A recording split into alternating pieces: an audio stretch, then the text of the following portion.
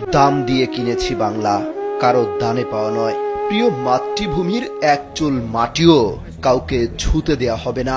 এই বাংলা আমার অহংকার।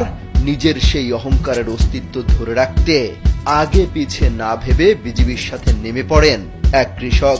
হাতে একটা কাস্তে, পরনে লুঙ্গি, কিছুটা নিচু হয়ে বসে আছেন তীক্ষ্ণ রক্ত চক্ষু ভারতীয় সীমান্ত রক্ষী বাহিনীর দিকে। যেন বাংলাদেশ নামের প্রিয় মায়ের দিকে চোখ তুলে তাকালেই সব শেষ করে ফেলবে সে। মাতৃভূমির প্রতি এত প্রেম, এত ভালোবাসা ভরা তার এই ছবি সামাজিক যোগাযোগ মাধ্যমে ভাইরাল।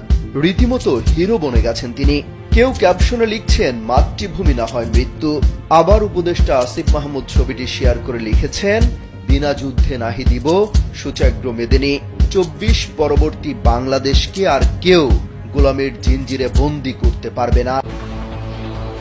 জানা গেছে আন্তর্জাতিক সীমান্ত পিলার এলাকায় কয়েক মাস আগে সীমান্তের নোম্যান্স ল্যান্ড থেকে 50 গজ এগিয়ে বাংলাদেশের অভ্যন্তরে ভারত একটি কাঁচা রাস্তা নির্মাণ করে।